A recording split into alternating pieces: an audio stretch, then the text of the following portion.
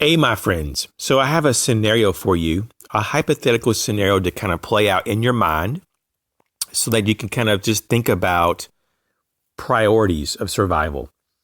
And so in this scenario, you're not going to be able to grab a bug out bag. Let's just pretend that you'd never put one together. And so you're just going to grab some things in your house.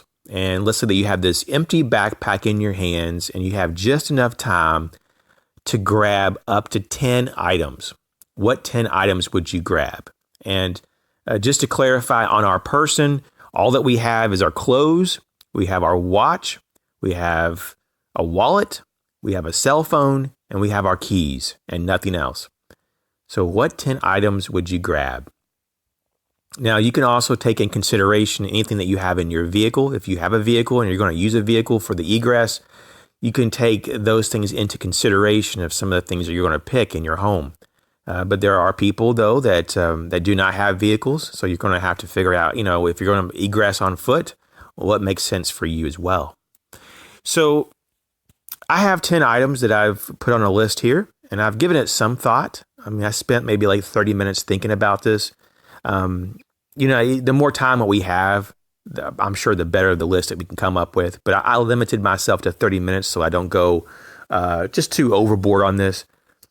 Before I get into it, though, I just want to plug a movie that I recently watched. It's a pretty good prepper movie. It's not like one of the best that's out there, but it's actually better than most.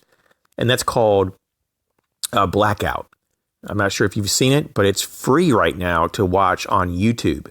And for those who don't know, YouTube has a lot of free movies. They also have movies that you have to pay for, but this one is actually free right now. It's called Blackout. And it's actually pretty good. For what it is, it's pretty good. And I think some of the actors and actresses are they overdo it a little bit. I mean, it's a little overdone, the acting, but it gets the point across. And for those who need a little motivation to prep, well, watch this movie and you'll have a little motivation. So I just wanted to plug that. But going back to my 10 list, or the 10 item list here that I've picked, if I was just to grab 10 items and I didn't have a bug out bag to grab, what would they be? Well, it would be these probably. The first would be a stainless steel water bottle, and I've chosen the 64-ounce clean canteen. The next is the Sawyer Mini water filter. As a backup to my filter straw, or straw filter, however you call it, the little emergency backup filter that I have in my car. And that one only filters like 30 gallons. So I want something a little more robust and more capable. So the Sawyer Mini water filter would be that. The next would be a bag of ready-to-eat food. I keep a few bags of food in storage that are just like various types of, foods that you can just eat, instantly, like without any kind of prep. And I keep them stored in these 1 gallon resealable bags, these little plastic bags. So I don't know how many calories are in each of these bags, but I would say that I could probably stretch these out to have enough food to be, fairly good off for like 3 to 4 days probably. So I grab one of those food bags. When it comes to tools, and especially cutting tools, like you'd want to have something. I would love to have like a pocket knife and a multi-tool and a fixed blade, obviously. But if you're limited just to 10 items, I'm just going to have to pick one of those three just so I can have options for other things. And so I'm going to go with a multi-tool. And I've chosen the Leatherman rebar. So that'll give me a decent blade and other tools. The next is the Kaito KA550 emergency radio. Not the smallest radio out there, I understand, but it has shortwave, obviously the weather bands, a bunch of other features on there like a light and so forth. And of course it has AM and FM and all that. And it's analog. That's the beauty of this, analog. I think that is actually a bit more durable than having a digital screen. I've seen those go out, and once they go out, man, you're just kind of flying in the dark when you're trying to dial things in.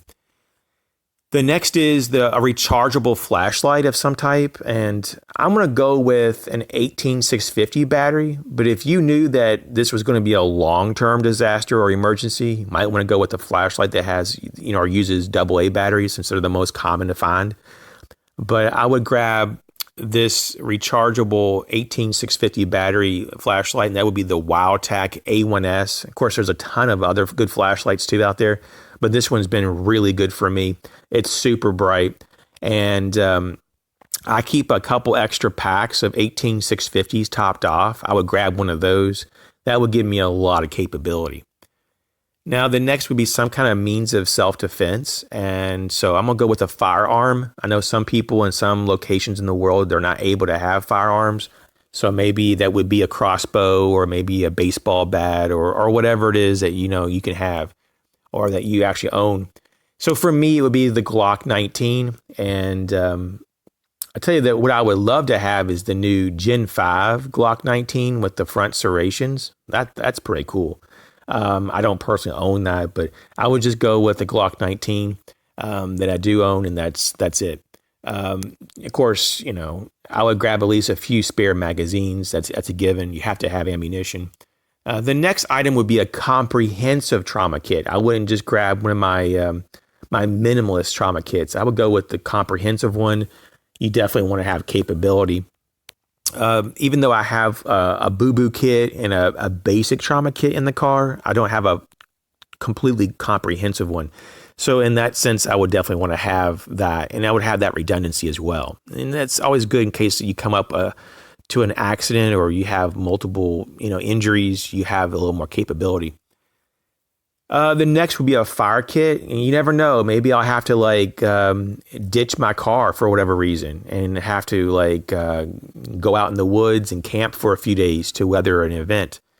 So a comprehensive fire kit to me would be having multiple fire starters and multiple types of tinder and having it all waterproofed in a very good container. So there you go. And then lastly, some type of sleep system. I didn't really go into specifics on this in terms of brand and what type, because it just depends on what time of the year it is. If it's during the summer, you can get away with very little. Like in my area, you almost don't even need a sleep system during the summer at all.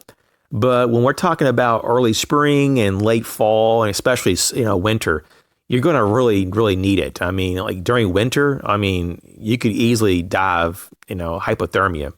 So there you go. That's my list. It's very common sense, probably basic to a lot of us, but it's just an exercise to get us thinking. And you'd be surprised how thinking about this leads to other things, and it could lead to a few actions that you would have not normally have done. So, hey, thanks for checking out my video. Catch you later.